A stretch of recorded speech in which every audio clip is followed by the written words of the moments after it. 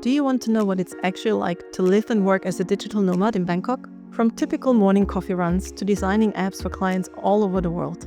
Today I'm taking you with me on a random day in one of the most vibrant cities in Asia. I'm a freelance UX designer and digital nomad, and I've been traveling full-time for almost 5 years now. And no, it's not all coconuts and rooftops, but that's probably like 20-30% of it. So come join me. So the day usually starts with me waking up. Normally I just set an alarm for 10 a.m.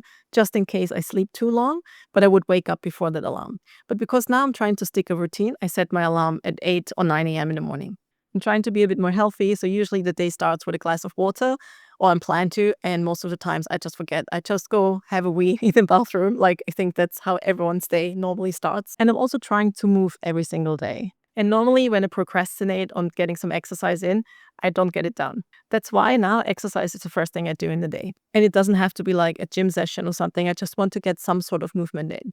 When I'm in Bangkok, it can be like a ClassPass session. Normally I try to do some reformer Pilates because I can't find it everywhere. And when I'm in Bangkok, I'm using ClassPass. But today I'm just doing a morning YouTube video. Also this time I'm staying in a new area in Bangkok that I don't know that well, so I haven't really checked out what gyms there are or Pilates classes there are nearby. I've been in love with Pilates since my first reformer class because the thing I love about it is the whole workout is lying down. So it feels a little bit lazy, but it is so not lazy. In some workouts, you feel like your muscles are burning. With Pilates, it's like you isolate the muscles so much, it feels like that part of the muscle really evaporates. Like, it's so intense.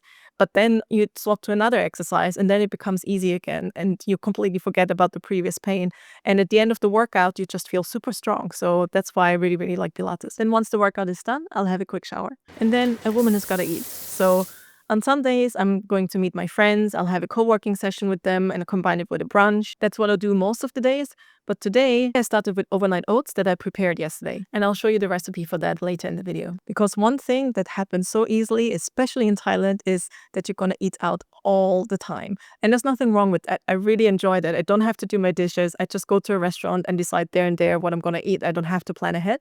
But at the same time, I like having a home cooked meal. Overnight oats aren't very cooked, but I just like to do something at home, also have something that I'm looking forward to and prepare for myself. All right, I've done a little bit of movement. I got my breakfast. So now I'm heading out to a coffee shop. So the usual things I have with me is phone, keys, wallet, laptop stand, and off I go. When I arrive in a place that I don't know, I usually research some coffee shops or areas where I can work for beforehand. Or I just go on Google Maps and type in laptop friendly and I'll have a quick browse on if you can actually work from there. Because sometimes the coffee shops that pop up, they are not as laptop friendly, even though they pop up in the search results. So usually what I do is I go into the reviews, I go on the search and I specifically search for Wi-Fi or for work and see what people are saying. Most of the times people say something like this is good to work from or the Wi-Fi is good, the Wi-Fi is crap. And then I pick the place based off that. Or when I see one of my other friends post an Instagram story about a coffee shop that they worked from, I usually instantly save it in my Google Maps because chances are I will eventually travel to the same city or town and I will want to know where a good coffee shop is that I can work from. And I already had a couple ones saved in Yaowarat area. So today I walked over to Sunset Coffee. It's not far from the Airbnb. And initially I wasn't so sure if I could actually work well from here because the seating didn't look so comfortable. But then I glanced around the corner and there were some benches with plugs and everything. And I personally love having a wall behind me. Like, I find it odd when people can see my screen, even though I don't do anything weird, but I just don't like it. So I like having a wall behind me and I found the perfect seats for me. Also, they had so many amazing cheesecakes and it was just there laid out. I didn't film it because, like, I know I'm not the kind of vlogger yet that can film everything. I try with this video. I hope you have enough content, but imagine, like, not just the cake that I chose. That one was like a matcha cheesecake, but like 10,000 different types. Okay, not 10,000. A lot of different types of cheesecakes that you can choose from. And they all looked very delicious. And also, I really, really love the coffee variations in Thailand. Like, you don't just get the typical espresso, latte, flat white. You get so many nice things. Like, one of my favorites is the orange Americano or the coconut Americano. And I've not seen them outside of Thailand. Like, I've seen a couple of places where they offer it, but not to the same extent as in Thailand. Once I get seated, I got my coffee, I got my distracting cake, and then I get to work. Today I'm working for an app that helps people learn how to drive and prepare for the driving test. There's a lot to do, so I'm sitting there for like 2-3 hours, maybe 4. And of course, there has to be a second coffee. But I got a few calls later from 3 p.m. So I thought I'd rather head back to the Airbnb so I can have them in quiet. I don't mind every now and then to have calls from coffee shops, but if it's something with a new client, if it's an onboarding call where I just need my peace, I prefer going to somewhere where I have my privacy. And I wasn't that hungry, but I knew I needed a snack to keep me going throughout the calls. So I grabbed a quick 7-Eleven Toastie on the way. If you know, you know. Some people say it's overrated, but I mean, for like, what is it, 30 baht, you get this ham and cheese sandwich, and it's fast, it's quick, it's heated, and it does the job. What more do you want? And if you ever have been to Bangkok, you know that consumerism is everywhere. From every single corner, people are trying to sell you something. There's advertising everywhere. There are all the shops everywhere. I mean, the shops are literally on the street. So I couldn't walk home without buying anything else. So I got myself some chestnuts and some pineapples. And that's half a kilo of chestnuts for 150 baht. In Austria, in Christmas time, I would pay 5 euros for like 6-7 pieces. And here I get the whole bag for like 4 euros. Back at the Airbnb, I set up my laptop again and I have my first call. This one is a catch up with one of my friends who also used to be one of my coaches, mentees. I'm not really sure how to call it. But we were just catching up how his freelance business is going, where in the world he is now, and what his goals are. He was one of the first people who took my course for finances for freelancers. It's FFF for financial freedom for freelancers. So I'm just going to plug it here. And I'm not very good with selling myself. So I'm just going to let you know that this course exists. If you're a freelancer and you want to sort out your finances, then this one is for you. And because I'm quite bad with selling myself, I'm just going to let Mark do the talking. Working with Lizzie and doing the course has directly led to me earning £3,000 more a year. So the course simply pays for itself. It's been a great experience. I met some great people whilst doing it. So I'd highly recommend to anyone that's early on in their freelance course to do this, because it just speeds you along the process so much and gives you all of the information that you didn't even know you needed. So yeah, I highly recommend it, and it's been a great experience. After the call, I continue doing some designs for the app, and then I start having another call.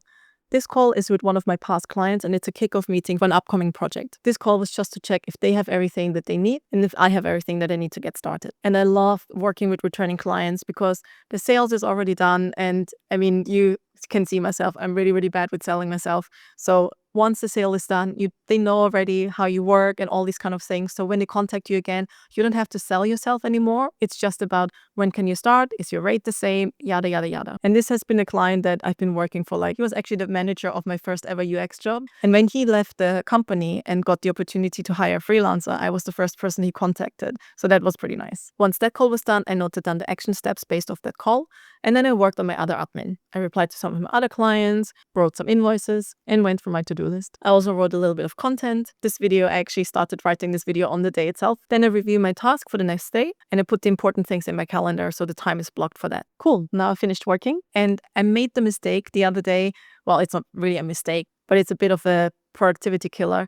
I got Netflix again. I spent some time in Kalak with my partner, and there was just nothing around to do other than surfing and walking at the beach. So we ended up watching a couple of movies, and we still had the Netflix subscription. And of course, we had to finish the series that we started. So we watched a little bit of Netflix. I would not recommend doing that if you have goals in your life, because it is such a productivity killer. So we set a timer so we don't watch too much of it. And then we went to explore Chinatown. As always, I really like to pick up some fruit, especially if it's some fruit that I don't know. So we walked past this shop and the vendor just told us we should try this fruit, and there you go.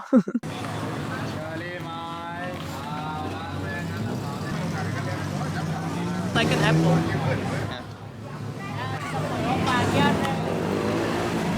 You want to try?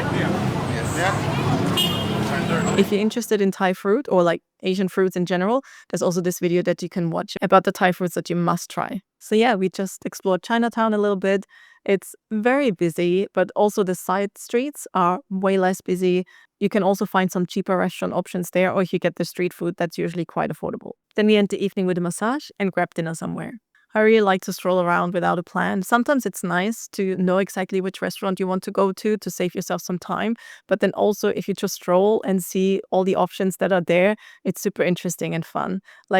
Chinatown has so many weird things, you can eat a live squid, and then we go back home. And then I prepare for the next day. So because we still have this huge bag of oats left, I'm preparing overnight oats again for the next day. If you want to know the recipe, just keep watching. Otherwise, just skip to the next chapter. Okay, overnight oats. I love to buy the small bananas because I think they're usually a bit sweeter than the long ones that they sell in Europe, and I just mash them. And then I'm adding the oats, I'm adding some yogurt, I'm adding some raisins if I have them, and I just mix it all together with some milk. In this case, I'm using almond milk, and I just mix it all together and I put it in the fridge. And normally I top it up with some fruits in the morning. Easy, simple.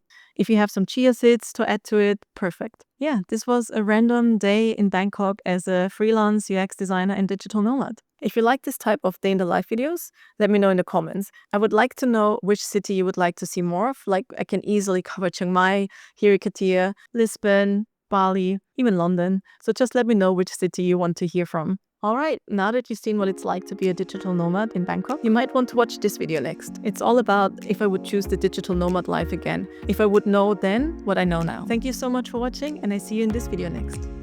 Bye!